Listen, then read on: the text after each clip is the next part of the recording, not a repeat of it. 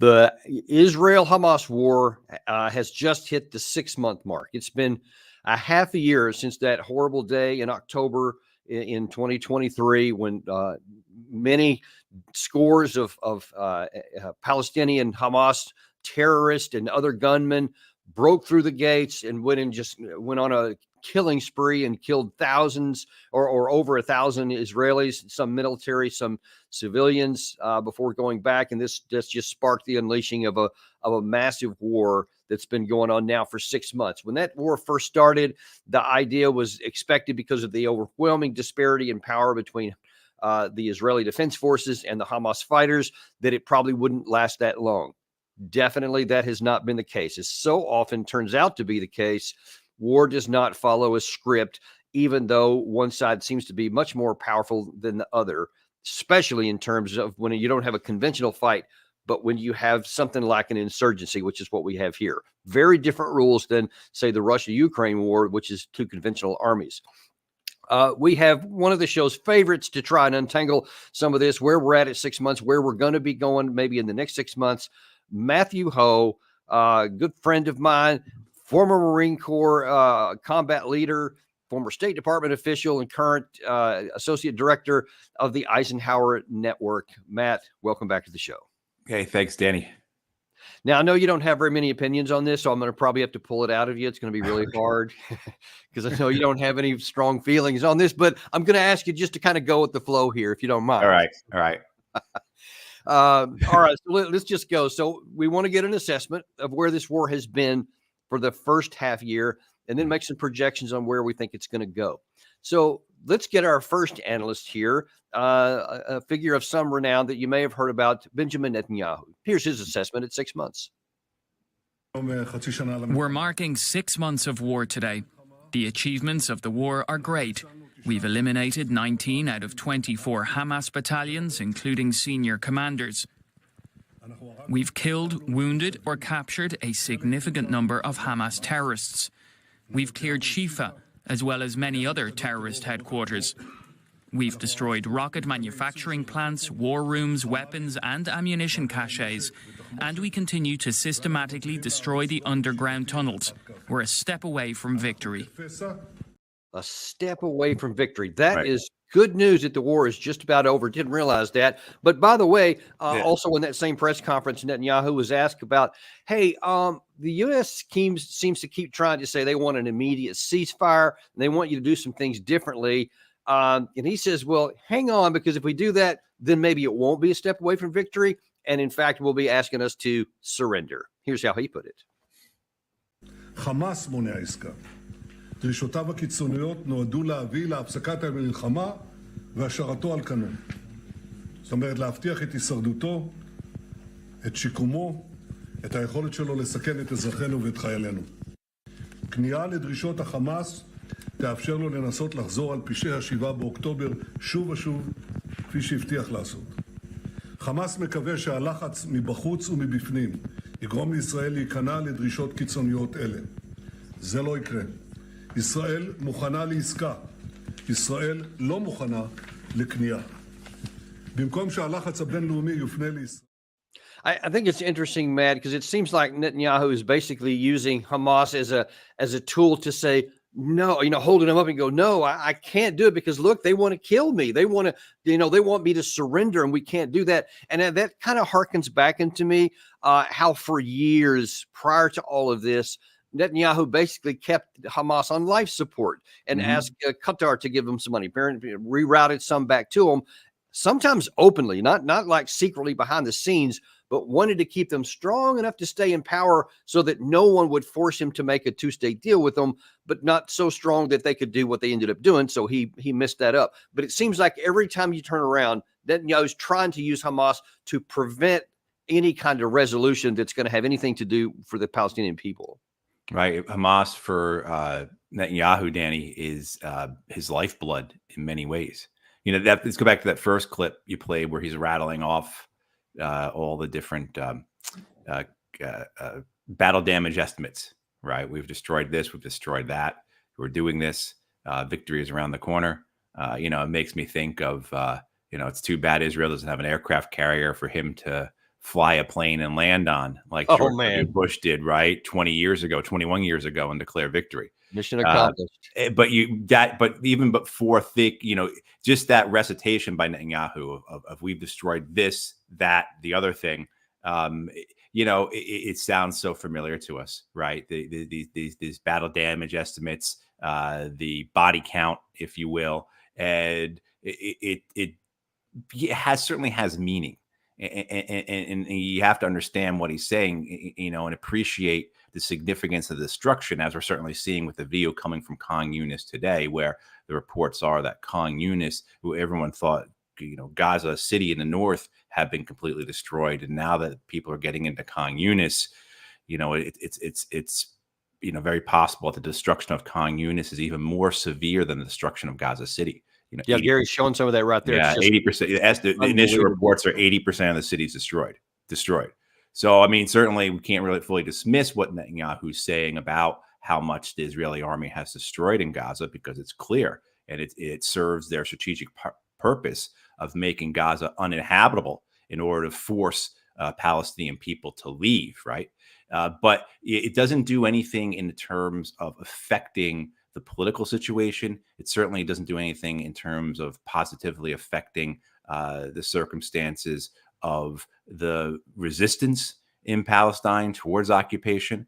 What it does actually is strengthens the Palestinian resolve, the Palestinian steadfastness, the desire to be rid of the occupation. So these things that he was addressing in that first clip, yes, they may be true, but that certainly does not tell the whole story. And in fact, it's more than that. It leaves out so much about, well, have you actually defeated the spirit of the Palestinian people? And you have not, and you will not, because that's impossible to do. And this is what you and I have been talking about for 6 months now. The strategic folly of this, how this is actually going to make things worse for Israel. But in the near time, let's get to the second clip. In the near term, particularly Benjamin Netanyahu's political survival, it all depends upon that Palestinian resistance still being there, right? Because as soon as it's clear that Netanyahu no longer has the Hamas crutch to lean on, right? He can't wave the Hamas flag around and say, if you get rid of me, Hamas is going to come and they're going to kill us all. As soon as that narrative is not even dissolved, but just diminished, then Netanyahu's political survival is in real jeopardy. And now I got some clips to show here in a second from Marwan Bishara, always one of the most eloquent truth tellers out there about what's really going on. He's going to address that issue because I think that Netanyahu has a plan for once he's finished with that crutch, and he's going to be going for some other ones. But I'll get to that in just a second. First of all, though, I want to show here something that's still kind of an open sore and kind of painful to see, and that is Jose Andres talking to ABC News over the weekend about the horrible situation with the 7 aid workers who were killed, some of his close friends. So he's very emotional about in some areas. But I want to play a specific part of that to where he talks about that this is no longer just a war. It's no longer just about his 7 people that he lost. It's not even really so much about the Palestinian people. Something he says is much larger. Check this out. Is way too many cases now of humanitarians dying. Many civilians, women, children, that the only thing they did was trying to get close by to somewhere that they were giving them flour or bread. This is not anymore about the 7 men and women of World Central Kitchen that perished on this unfortunate event. This is happening way for too long. It's been 6 months of targeting anything that seems moves. This doesn't seem a war against terror. This doesn't seem anymore a war about defending Israel. This really, at this point, seems it's a war against humanity itself. And I thought that was so poignant that against humanity itself and just basic norms of human engagement at all, but treating people no longer like people, but just target sets array. But the one thing that he said there that almost stood out to me a little more was it seems to me that the Israeli rules of engagement is a different word for what he described, is target anything that moves. Right. And that I think we were saying that as well, Danny, back in October, that when the Israeli army goes into Gaza, they will have a policy of kill anything that moves. And that was made clear very early on. And we are able to see some of it because of the video that have come out for the last 6 months, as well as the testimonies of aid workers, journalists, those who've gotten out of Gaza. We have a surgeon here from North Carolina who's in Gaza right now. He and a colleague, this is what they do. They are trauma surgeons, and they have between them a collective 60 years of working in conflict zones. And he authored a letter that was released, and his name is Dr. Perlmutter. And Perlmutter's letter, he talks about how they had never seen anything like this, but he also talked about exactly this: the kill anything that moves, including children. And so what he's seen in Gaza has been children coming into the hospitals, shot through the chest, through the head, deliberately targeted. And we've seen that certainly in videos, people carrying white flags being gunned down. The Israelis, if people remember, several months ago, even gunned down 3 of their own hostages who had escaped. They were carrying white flags as well, and they were gunned down. There was a video screaming that they're Hebrews, don't shoot, and they chased them down. Shot them. Yep. I mean, the thing that stood out to me about that one was that it wasn't just one rogue soldier that mistaken whatever, but they shot 2 of them. One of the third ones escaped, and then a different set of soldiers got that guy, which made it absolutely certain that the rules of engagement were shoot anything that moves. If it's anything, it's just. And nothing has changed since. And it won't change. And that will be the policy when they go into Rafah, because I think that they will go into Rafah unless, pressure is exerted on them that hasn't been exerted on them by the United States. I just don't see, or unless there's another circumstance on their northern border with Lebanon or something with Syria and Iran. I just don't see how they don't go into Rafah. They could surprise us all or not, but why would they go this far in their ethnic cleansing campaign? Why would they go this far in carrying out this operation and not finish it? It doesn't make sense. And in fact, the White House is making some verbal claims that they are starting to now put some pressure on Israel, as John Kirby also said over the weekend. Right. A core message that the president delivered to Prime Minister Netanyahu in their phone call this past week, that if they've got to do more, they've got to make changes. Now, the Prime Minister assured the president that he would do that. We've seen some announcements in those early hours. That's welcome. We got to see more. We've got to see it over time. Okay, fair enough as far as that. We got to see it over time. But then they asked President Biden himself, not his spokesman, he said this really kind of odd thing. Did you threaten to stop military aid to Israel? I asked them to do what they're doing.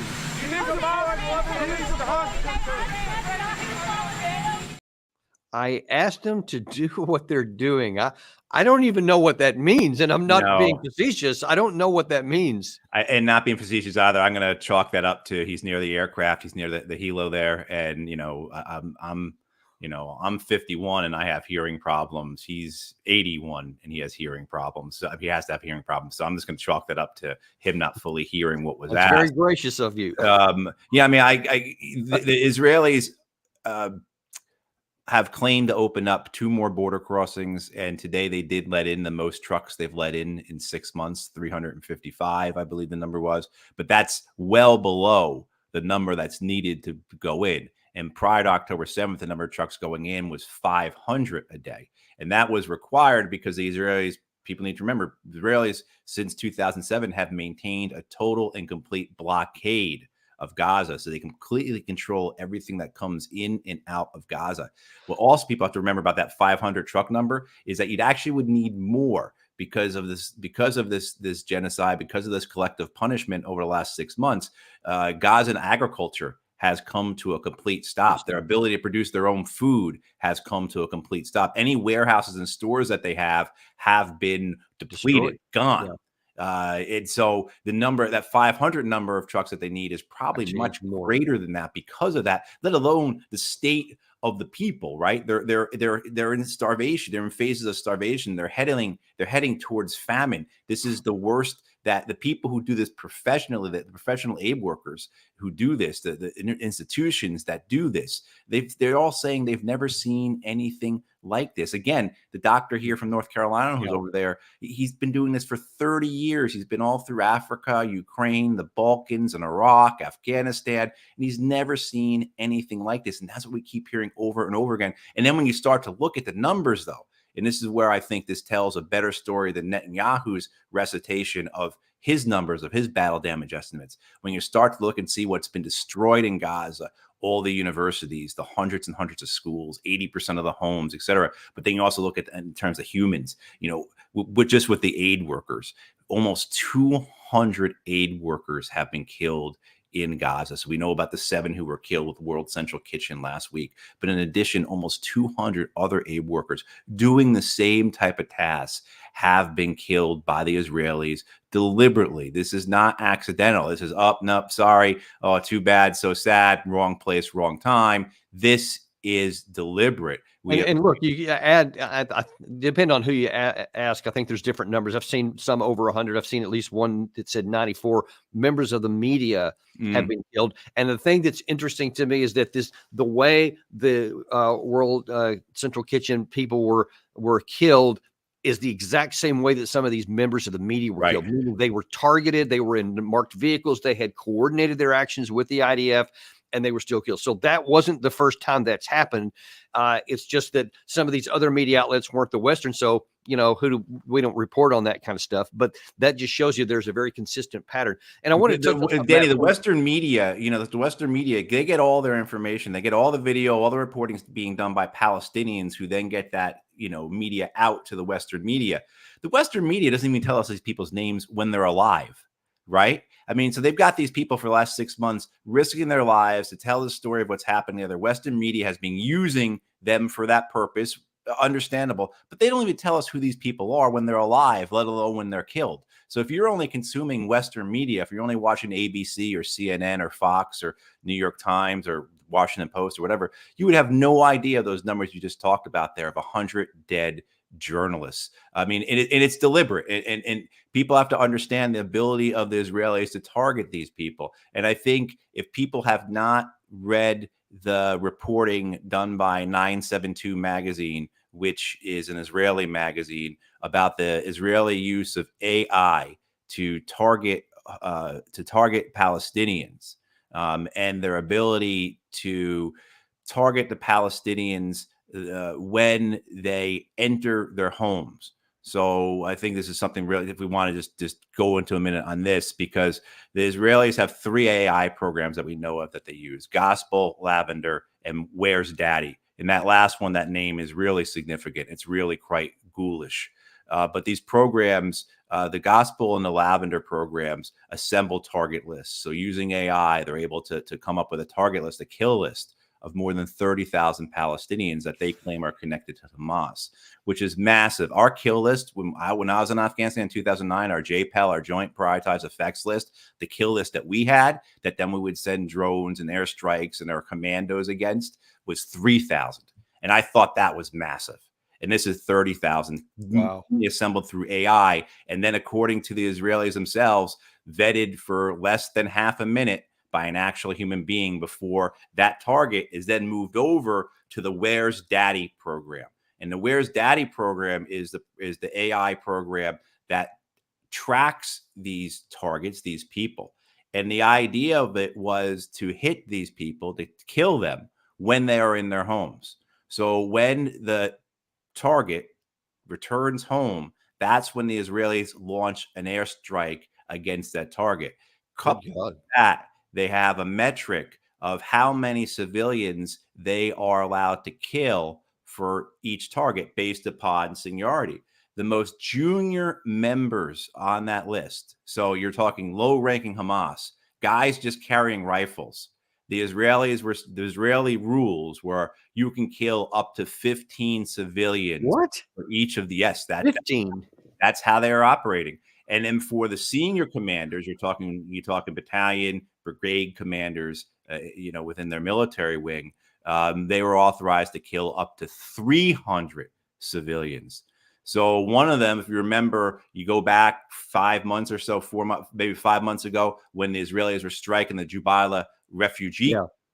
Remember that in North Gaza, and they were dropping 2,000-pound bombs in the midst of the most densely packed area in Gaza, and they killed hundreds of people. And then a couple weeks later, they said, "Well, we were targeting this commander." You could see how it actually played out. Yeah. I mean, they that was their justification, was that this commander, he's worth up to 300 civilians. And so the idea of them being able to track these people and then deliberately target them when they are at home, hence the name "Where's Daddy," and kill their entire families with them.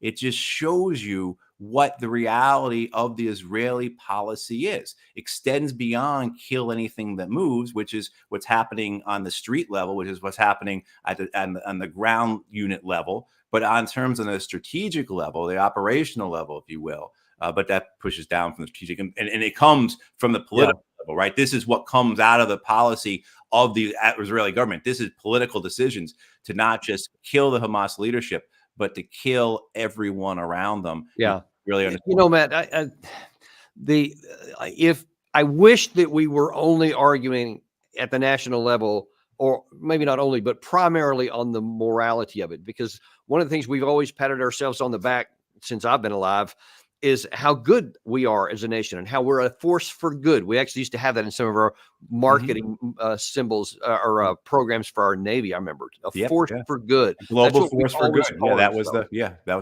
slogan. And so when you see these kinds of things happening, we're literally turning a blind eye, as though blah blah blah, didn't hear anything, la la la la, I'm not gonna, whatever. When you and I were on, I don't know, maybe 3 weeks back, when after the State of the Union speech, when Biden announced that he was going to send the U.S. Navy out to do this floating pier thing, whatever. We asked at the time, it's like, dude, it's just a political decision that they could open up the gates today. We don't need to wait 2 months for this stuff to happen. Well, now then we see that play out physically after Biden apparently did actually privately threaten to cut off some of the weapon supply. Then suddenly the Erez Gate opens in the north.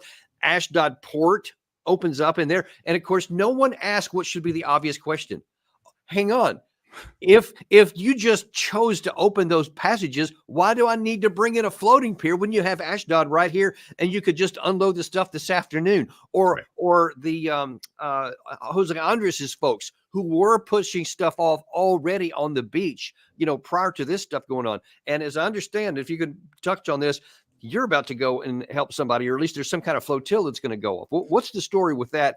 And how is this issue not what Netanyahu's claiming?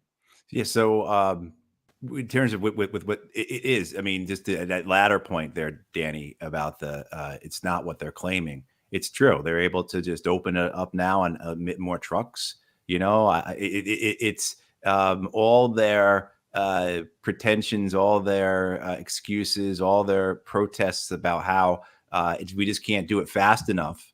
Now all of a sudden they can do it fast enough. Yeah, just like that. Exactly. And it's just a question of political will, of actually exerting some leverage, which is what the U.S. government has on Netanyahu. Now, he has the Israeli lobby in the U.S. exerting leverage on the Biden administration.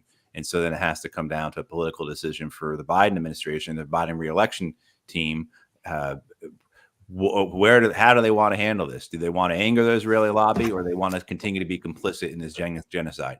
And they are trying, I think, to speak out of both sides of their mouth, walk a tightrope here. The reality is, though, is that they haven't done anything in actuality. And even though the Israelis have said that they've opened up those entrance points, that the port's open, we've seen 1 day of increased truck activity. That's it. And it's insufficient. 1 day. Right. And just as the Israelis have pulled out of southern Gaza, particularly out of Khan Yunis with their infantry division down there. At the same time, too, if you watch Al Jazeera this morning, they shelled the hell out of Khan Yunis again this morning. Did they? I mean, so I mean, it comes missed down that. to a thing of what are the actions, what are these people actually doing? And the other point you brought up is so I am next week. I'll head overseas and we'll work with the International Civilian Aid Flotilla to break the siege of Gaza.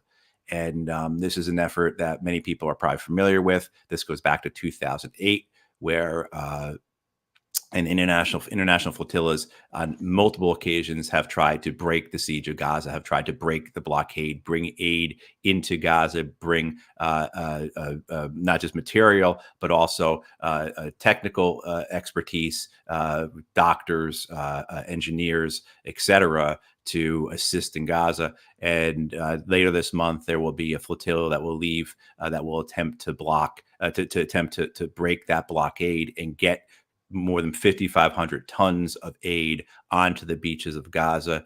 It is an effort that is people who are doing this understand the risks, they understand the severity, but they're compelled by witnessing this deliberate starvation, by witnessing this collective punishment. Which is even more amazing when you consider what just happened to the World Central Kitchen people, the other couple hundred even that don't make much of the headlines. But I assure you, in that community, they certainly are aware, and yet still, without hesitation, they're continuing to go and to risk their lives. And we certainly tip our hats and wish that our country was doing the same kind of morality that these people are. But we'll have to anyway. We can't do anything with that. We just have to bring more pressure. But I mean, and I think the importance of the flotilla at this moment too, the urgency of it is increased further, right? Yeah. With World Central Kitchen, with Arena, with the other aid organizations pulling out, with other aid organizations uncertain as to how they'll go forward, with UNRWA being disabled by Israel and the U.S. and Germany and U.K. and other nations being complicit in that as well. So the timing of this flotilla is very key. It's very important, and it's life and death for a lot of the people on the beach. Exactly. And so there will be hundreds of people taking part in this who are willing to risk their lives in order to try and do something to stop this genocide. God bless them all. I want to shift gears a little bit to the next 6 months. All right. So we've talked about what's happened over the past 6 months and kind of where we are now, which is nowhere. It's just the presence of warfare. There doesn't appear to be any genuine, at least achievable strategy or any kind of objective that you can say, yes, this is reasonable, and therefore, maybe within this time frame the thing will be over. I don't see any of that. But let's take a look at what some do see. And as I mentioned earlier, Marwan was talking about that on Al Jazeera earlier. Here's how that went. For Biden, this is the beginning of the end of this war. 6 months later, too long. It needs to wind down. It's the beginning of the end. For the Netanyahu, it's still the end of the beginning. This is the stage where the destruction has taken place, the annihilation of much of Gaza and a lot of its population and so on and so forth. But now there needs to be a pacification of Gaza, neutralization, and total destruction of Hamas's presence in the fabric of the Gaza society. Needs to be an occupation. And then there is the attack, which now Israel talks about, turning the defensive into an offensive in Lebanon. So, he's saying that for Biden wants to get reelected in November. He wants the war to be done, to get it off the front page so that we can move on to something else that he likes. But for Netanyahu, it's just the end of the beginning, and he's got a lot more to go. We're going to get in that in just a second. Right. And with Biden, every campaign stop he is at, he is being interrupted by protesters. And that has a real effect, because what happens when he goes and visits Tucson, when he came here to Raleigh, wherever he goes on his campaign and he's interrupted, well, the local media covers that. The national media may not be covering those protests, but the local media covers that the president, because it's a big deal. The president's interrupted, right? So they want that who's voting. So it may not be the national, but the place where the people are voting. Exactly. And the people who are not watching, people who are watching CNN and MSNBC, and that they already have their thoughts in their heads of where they're going in November, right? But the folks who are watching the local news, who aren't watching Dana Bash or I can't even remember the names of these anchors on these different channels, Ali Velshi or whoever, I'm trying to remember a Fox one, but I can't remember any of the folks on Fox right now. But anyway, but the folks who are watching the local news, they're seeing this, right? And the White House wants to get to the point where the smoke's not coming. They don't want to be in June and July, and the smoke is still coming up from the rubble in Rafah. Right. They want the president to be able to say, yes, we stopped them from doing that. We did this and we stopped them. And they killed way too many civilians, but it's over. And we're going to rebuild Gaza and ensure Israel security. And, he'll say the message will be there will be remorse in there, but there'll also be hope for the future. And, it'll become a tool they can use on the campaign. Somehow they will spin it. So that it was the White House's pressure that stopped. Well, this that would be the case if that was the result. Right. But not only do you have Netanyahu basically not listening to anything, you have a couple of American folks, actually more than a couple, but I'm going to show you a couple that seem to be on Netanyahu's side. I really think behind the motivation of the president and his team is they really want the fighting to stop. They're not saying that, but I think that's the implication of it. And that, if that happens, underscore what you just said, because if you leave multiple battalions effective in Gaza and most of the leaders effective in Gaza and the war terminates on those conditions, Hamas wins militarily in the long run. Why? Because they are effective enough to reattack at some point.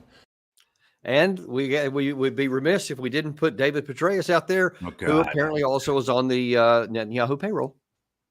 You don't send the fire department to put out 70 or 80% of the blaze. You need to take it all out. So do you think they should go into Rafah?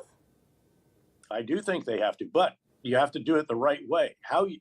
They have to destroy Hamas, but how you do that. And this is what I believe the U.S. administration is voicing concerns about, to show us the plan for how you're going to move 1.1 million displaced people to another area in Gaza, because they're obviously not going to leave Gaza, and then to isolate that battlefield. But I do think they have to go in there, but they've got to get them out, and they've got to get obviously a huge amount of humanitarian assistance in there to take care of these people who are, in some cases, on the verge of starvation. Now, the reason why you said, they seem to be on Netanyahu's side, because they used the same kind of language that Netanyahu did at the beginning of this clip, where it told him that to have a ceasefire is surrender, that Israel is going to surrender to Hamas, that they're trying to win the war. Like any kind of ceasefire, no one even talks about that. The purpose of a ceasefire is to stop the killing of the innocent people, is to require Israel to do the same thing that we require our troops to do, like what you've described in previous times when we discussed this kind of thing. And instead, they want literally for Netanyahu to have a free hand and to not have any restrictions on him, with the full support of all of our stuff. How do you get this extreme contradiction between American interest and Israeli interests? I'm just watching. I'm still stuck on General Keane and General Petraeus and trying in my head to figure out, are they really that dumb, or are they in on it? Right. In the sense of they really believe what they're saying, or are they going along with it because it's in their own personal as well as their institutional interests to be in a line with Israel? And so when you look at this greater question of interests, what are the American interests here? In the sense of, you divorce from the political party's sake, right? Where the political parties are scared to death of not having that Israeli lobby support. When you take that away, you really begin to start to get to this idea of, okay, what is the interest at stake here? What should be the American interests in the region? And I think most people would say the interest in the United States and the Middle East should be stability. And this is policies, not just of the last 6 months, but the last decades, that have done the exact opposite. So Israeli policies toward the Palestinians, particularly after 67 with the occupation of Palestine, have led to great instability throughout the region. One, it has been just, on another level, it has been a complete repudiation of international law, complete repudiation of moral and natural law for the United States to go along with and support and give cover for decades to the occupation of Palestine by Israel. So you have that you have that effect on the United States, like that just abrogation of its duties. Of you spoke earlier, Danny, about how the United States claimed it was a global force for good, and so just on that alone, it completely upends the United States narrative campaign, completely belies it. People hear that and they scoff at it, and that is something that has a real effect on how the U.S. can operate around the world when the majority of the people of the world don't believe and don't trust the United States. But then on the issue of instability, this circumstances, the circumstances of the occupation cause instability, of course, within the occupied areas themselves. They cause instability, insecurity within Israel itself, and that ripples out throughout the region, so that you have a region that continually can align itself, can utilize what the Israelis are doing in Palestine for their own purposes. So you can have nations that have brutal authoritarian governments like Syria or Iran, Egypt, whoever, Saudi Arabia. They can utilize what's occurring in Palestine to justify their own actions. Right. So, I mean, you can and we have nothing to say. We have no voice. We can't call anyone out on it because they'll just mock us. That's exactly right. So right. I mean, so the only thing the United States has in all this is, of course, the power of the purse. So we're able to keep the Egyptians in line because we give them more. We give their military more than $1 billion a year. Right. Of course, excuse me. Where it goes, though, from there is that you've created this Frankenstein's monster with Israel, and it is now acting as such, right? So you've allowed it to act in a certain manner for decades. You've given it everything it needs to continue its policies, particularly in respect to the occupation. But now you've seen the fruits of that support, right? Rotten fruit, right? yeah. I mean, this is what you've given birth to. And, that's why I think a lot of people, commentators, when they talk about these last 6 months, they say this was inevitable, whether it was going to happen in 2023 or whether it was going to happen in 2026, or, luckily for some reason it didn't happen, but it could have happened in 2021. You mean, like, this was inevitable. This was the Frankenstein's monster that we created. And at some point it was going to carry out what it's. Yeah, right. And so here's the issue. So with all of that wreckage in the screen here and the understanding of where we are, let's take a look real quick at where we're going. And the time remaining here, I just want to look at one aspect from two separate angles. The first one is where is this going? Because there has to be some kind of war termination strategy, any kind, even if it's a bad one. They got to have something. I don't think Netanyahu just wants to fight for the sake of fighting and just wants that to now be a permanent condition. I don't think even that helps him.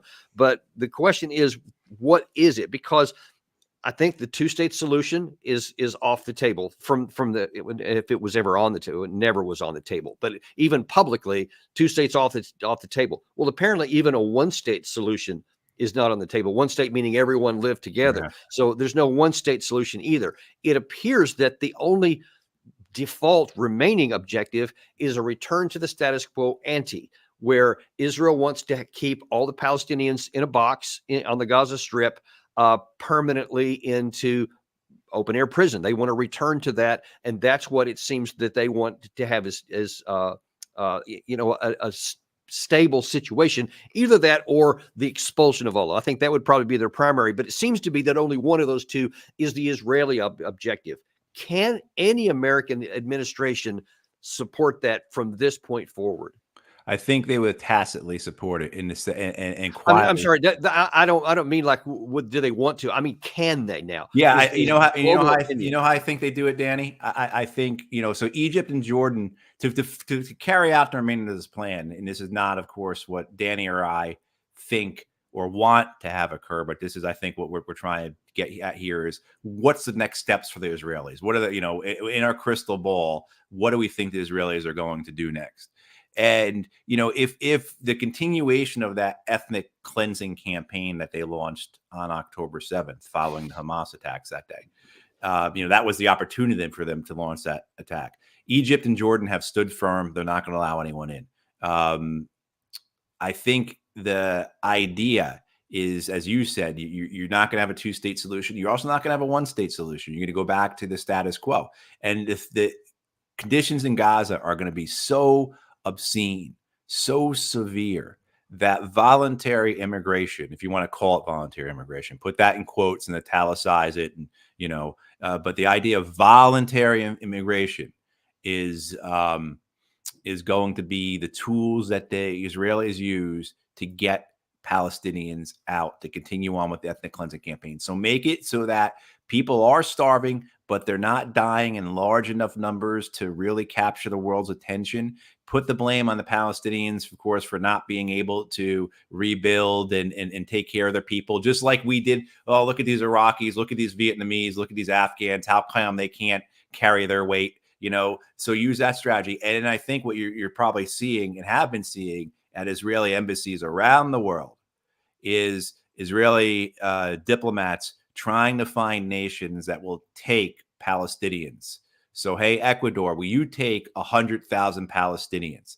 And where the United States then rolls in on this part is the United States provides support to those countries. So Ecuador, if you take 100,000 Palestinians, the United States will give you $100 million, right? And I think that is how they carry out the next phases of this ethnic cleansing campaign. Because otherwise, they're stuck, as you were saying, Danny, with the same problem. You've got this situation where it has this, now you've completely immiserated the Palestinians. You've begun this genocidal campaign. You've carried it out to a great degree. You've got all these problems with the international community. You're still you're pretty certain, though, if you're Israel, that the United States is going to continue to support you. The Biden administration may do things to kind of show that it's not, but overall, the guts of that support is going to remain there.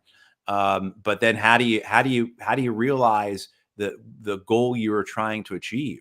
How do you get the Palestinians out? And I think this may be the plan, is to try and make it so awful there that anybody, regardless of how steadfast you are in your resistance to the Israeli occupation, how much you want to not dishonor the generations of Palestinians who stood up to the Israelis before you, as much as you can't, don't want to leave because of what happened to your family done by the Israelis. You still have living family members. You still have children in your family, and now's a chance to get out. Right now, so I can get my family to Ecuador, and at least we don't have to worry about 2023, 2024 happening to us again in. Yeah, well, of course, that assumes that any of these countries are going to want to take numbers of large. But in the last few minutes we have here, talk about the other half of this equation, because we talk about the Israeli government, what they want, the U.S. government, some of these other governments around the world. But let's look back at the Palestinian people. Now, as you've talked about many times, is the level of angst and anger and desperation prior to October 7th was through the roof, which was part of the reason why there was such an explosion. What is it going to be like now if these so-called 4 battalions that Netanyahu keeps talking about, he declares that they're destroyed at some point, and then says the combat phase is now over, or some aircraft carrier moment like you referred to, and which is almost certain to come at some point, unless, of course, this expands out to Iran. And we'll talk about that another day, because that's obviously a looming, like a sword of Damocles over, depending on what they're going to do. But just for the Palestinian people, if this thing comes to some declared end, but there is no hope for them, no one state, no two state, no self-governance, living in tents for some unknown number of years, what happens to the people, and what do they do you think? Well, I think that's where you get to this, where the Israelis think that, again, quote, voluntary, unquote, immigration will be possible. It's so awful that what else can they do? And you've destroyed everything. You've destroyed the agricultural land. You've destroyed the greenhouses, right? You've destroyed their livestock. There's no way they can feed themselves. Now they're completely dependent upon aid, as they were before, but at least they had their own sources to a degree. You destroyed all their buildings, all their institutions. There's no water and sewage network. You pumped seawater into the tunnels, in an attempt to not just kill Hamas fighters, but to poison the groundwater. Right, so that the groundwater is no longer drinkable because it's all infused with salt water, which also destroys the agricultural land as well. Right, you've destroyed, just think of an institution, think of a cultural institution, an educational institution, a religious institution. All of those things you've destroyed, all of it, rendered a society unable to function in any way that is recognizable to anyone who's lived in the last 300 or 400 years. So you've created conditions for the Palestinians where I think many people look at it and say, well, what would I do? And if I had a family, I'd try and get out. But then there's also the other side of that, though, with the Palestinians is many of them won't, because they can't afford to, but also many of them will say, no, I mean, this is what my family died for, and I'm not surrendering. Leaving will be surrender. And so this is why I think that Israeli plan runs into the wall of what Palestinians call samud, steadfastness, right? And so this idea, this plan of getting them to migrate, I don't think is really going to work, because even as awful as it is, as terrible as the conditions are, and as we can sit here and emphasize and say, what will we do? There's also, too, that spirit of resistance that has been within the Palestinians for generations and generations. And so they would see leaving as a betrayal. And then, of course, there's the aspects of we have to continue the resistance. We have to avenge what was done to us, right? Yeah. So you could shoot dead. You could capture however many tens of thousands of Hamas fighters are left. Wave a magic wand. You've got them all over there. You shoot them all dead. Doesn't matter. You're still going to have people within Palestine, within Gaza, who are going to pick up the rifles from those men that you shot and carrying resistance. I mean, we've seen that. I mean, that is just the way human history works. That's the human experience. That's how we are as people. Again, ask yourself, what would you do if they murdered your brother and his family? What would you do?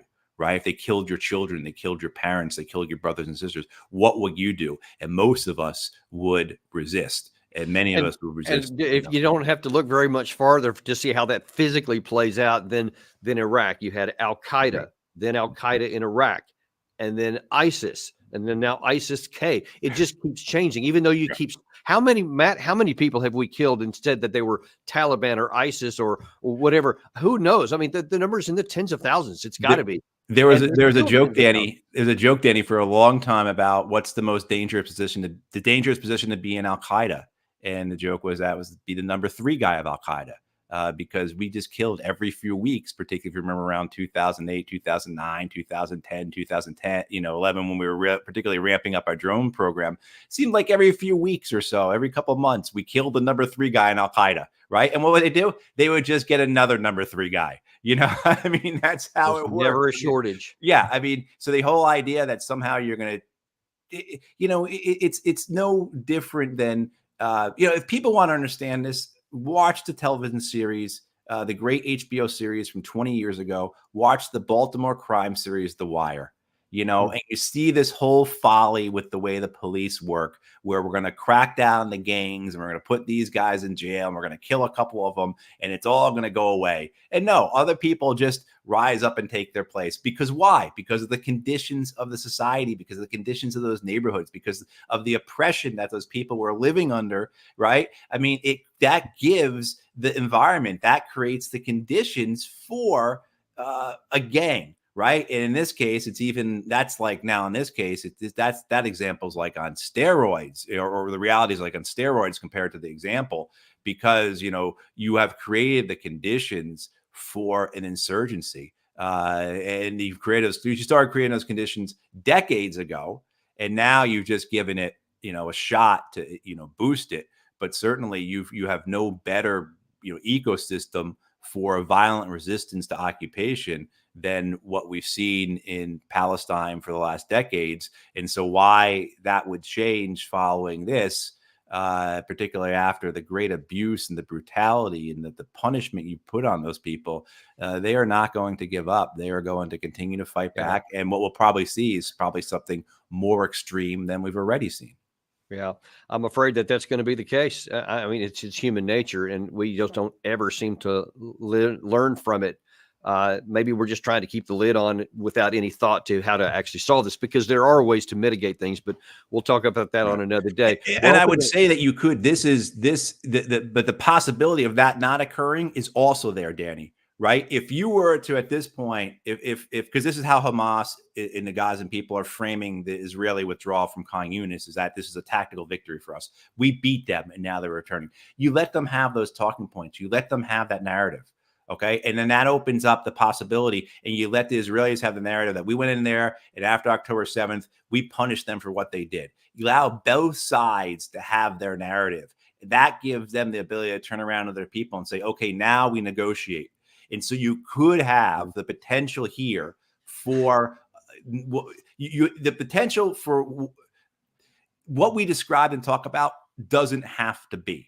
There is the opportunity. If I had the power, and I wish I did, because if I did, I would for sure do this and make you the Secretary of State with all the associated powers that go along with that. There's no question that this could have been over months ago, or at least brought into a stability situation. But the problem is, there isn't the political will to get there. There are solutions. This goes back to Sun Tzu, the famous Chinese, philosopher, war expert. I'm sure a lot of people have read The Art of War, right? He talked about this. You got to give your enemy a golden bridge. It's not being weak. It's not wise. It's wise. It's wise. You got to give them a way out. Give them an opportunity. And so that's what both sides have to do here. Hamas has to give Israel an opportunity to say, okay, we won, right? Give Netanyahu something to hold on politically with, right? Gets back to our original conversation. You got to give him something to ensure his political survival. At the same time, too, you've got to give Hamas something to say to their folks, look, we won. This was a great victory. Our people suffered. This is a historical victory for us. Just like, supposedly when you fly into Algeria, you're greeted by this sign about the liberation of Algeria in the 50s and 60s by the Algerian resistance. And it speaks to the sacrifice, the martyring of 1 million people, right? And this is something that I know of this because this is what the Hamas people talk about. That example, that you have to sacrifice your people. People have to be willing to be martyrs in order to achieve something. Here you have that moment then. Okay, you've got that moment. You had your martyrdom. Now move forward. Utilize that as a political victory to then move on to the next phase. The problem being, though, Danny, is that the people who are in charge of both the Israeli government and Hamas, is it in their political interests to have that peace, that security and stability? And I guess if we went back and listened to what you and I were just talking about 40 minutes ago, it wouldn't be. Well, yeah.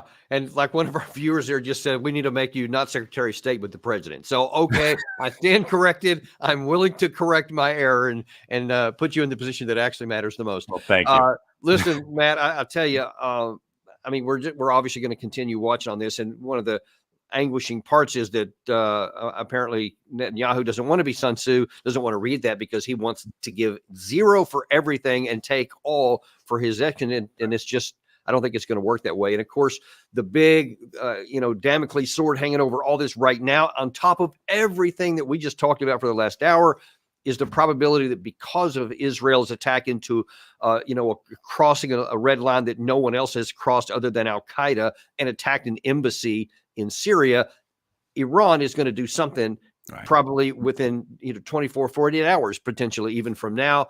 And then what is Israel going to do in response? And that could completely upend everything that's going on right now in a bad direction. But we'll bring you back on and talk about that once that actually happens. Right. I mean, yeah, exactly, Danny. Something could happen that we just say, you know what, delete this episode. It sounded good at the time, but it really did, man. It really did. But now, what's the phrase? OBE, overcome by events. OBE, man. Yeah. Right. I fear that hopefully before the end of this night's over, we don't get there. But thank you so much for coming on, Matt. It's always an absolute pleasure and delight to have you talking about ground truth reality and even illuminating what's actually possible, what we could do if only there were the political will to get it done. The suffering could be over and at least some kind of stability could return. But we'll leave it with there for now. We're going to be back on with Jason Beardsley at 1 o'clock today, talking about, this whole withdrawal from Khan Yunis. What does it actually mean, but still no ceasefire, which apparently the U.S. has demanded? We'll have Jason Beardsley. You're not going to want to miss that. And then later on this afternoon, Colonel Douglas McGregor, some blunt truth on Ukraine. You're definitely not going to want to miss that one. He's always got some great nuggets to say, and we'll bring you all of that this afternoon. So be sure to like and subscribe. Share this with your friends. Don't let them miss this. You make sure you guys come back too, because we are unintimidated and uncompromised to bring you all the truth that you need. Thanks, and we'll see you later on Daniel Davis Deep Dive.